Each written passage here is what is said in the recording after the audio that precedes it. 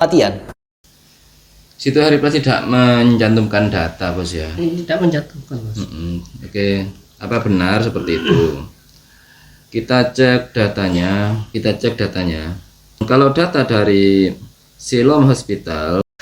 Assalamualaikum warahmatullahi wabarakatuh. Halo teman-teman, ketemu lagi dengan dua abang desa ya di channel Mr. Coach. Yuk mari kita ngobrol di channel ini. Yuk mari kita siapkan kopinya, nanti buka puasa dengan share serius tapi santai.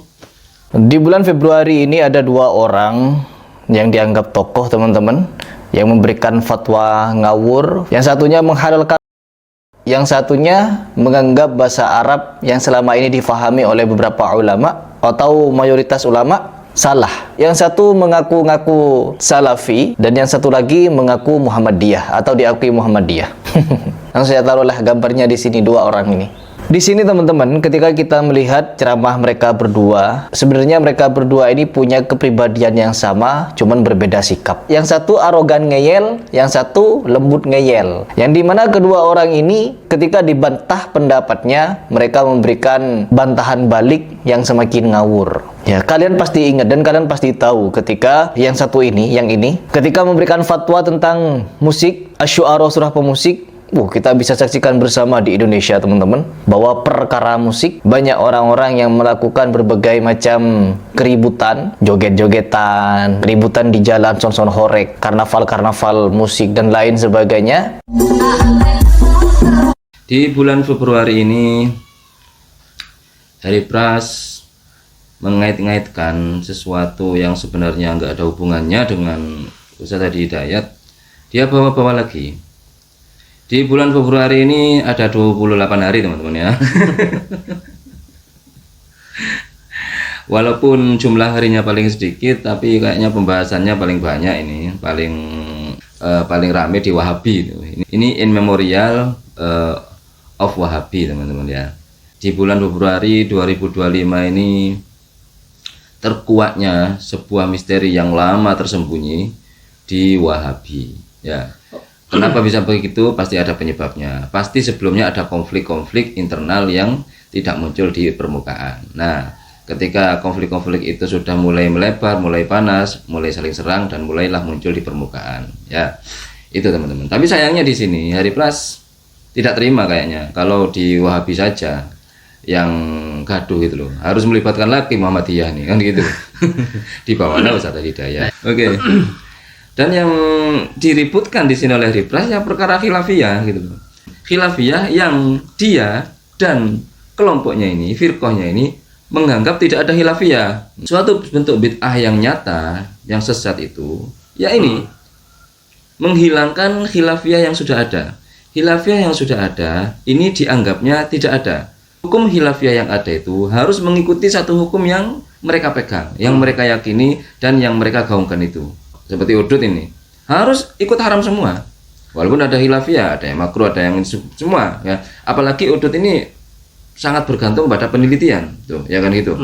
Nah, kemudian tentang musik ini pun yang khilafiyah mereka hilangkan, harus satu dengan mereka, haram gitu. Haram. Jadi ulama-ulama zaman dulu nih salah semua. Salah. Ini betul bid'ah yang nyata, teman-teman ya.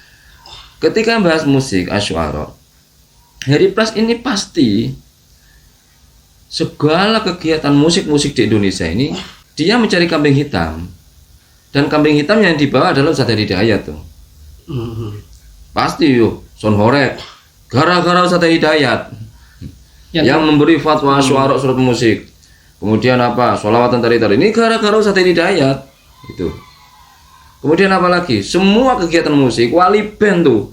Padahal kejadian musik ini sebelum Ustaz Hadi Hidayat ada. Sebelum Nabi Muhammad ada, musik itu sudah ada. Kan begitu. Anda gini aja, kalau Anda menyalahkan atau menjadikan Ustaz Hadi Hidayat sebagai kambing hitam karena berfatwa musik itu halal ya.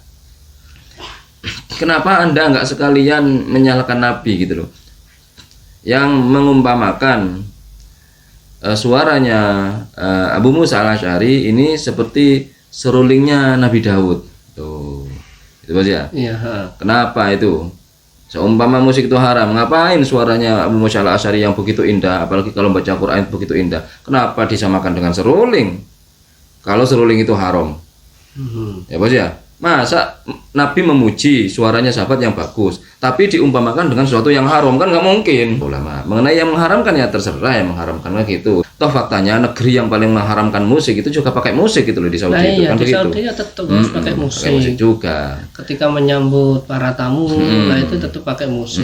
Bahkan sekarang itu sampai ada, nah itu konser musik. Nah itu.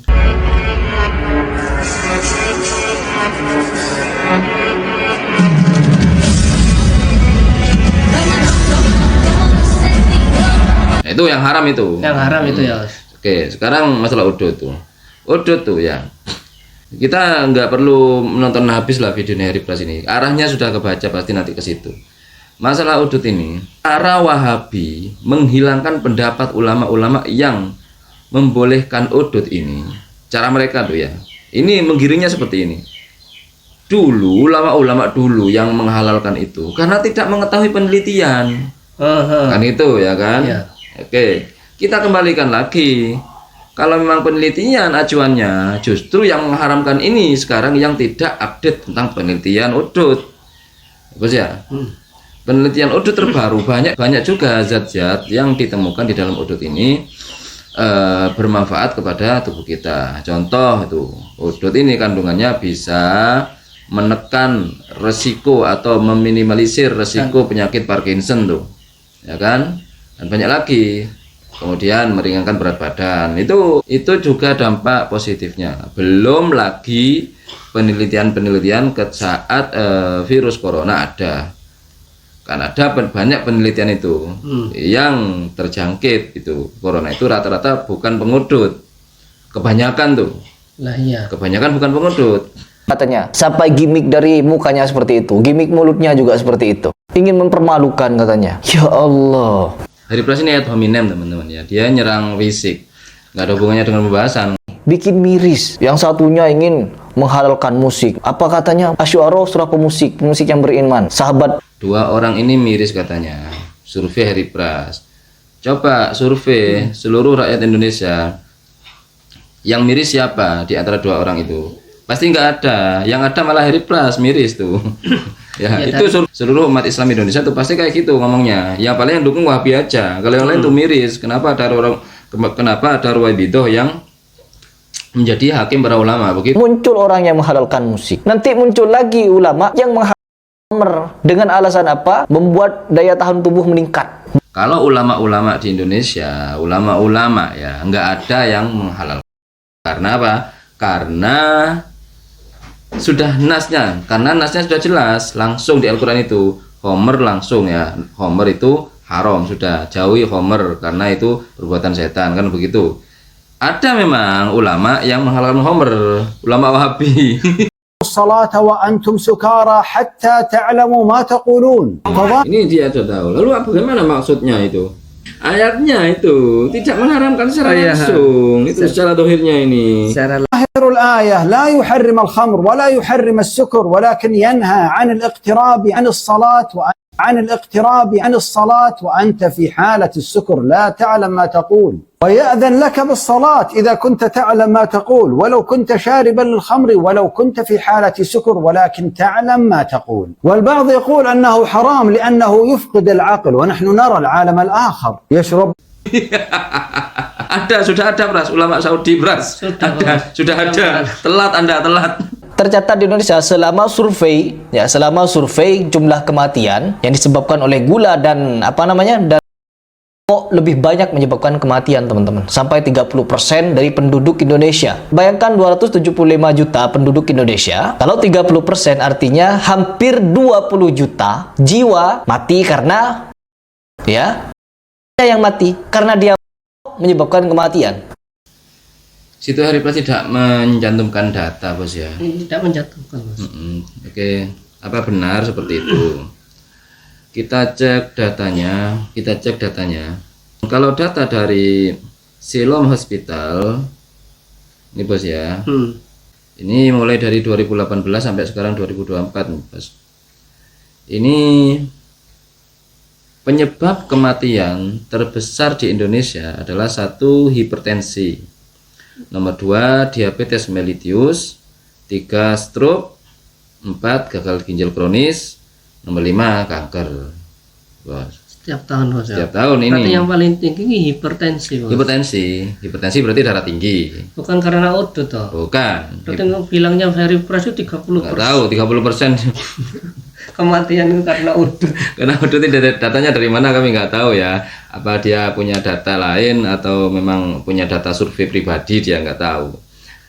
Data-data yang dari 3 data teratas ini, hipertensi, diabetes, dan stroke, ini rata-rata penyebabnya ya kebanyakan karbo, kebanyakan gula dan garam. Nah itu, dan santan-santanan seperti itulah ya.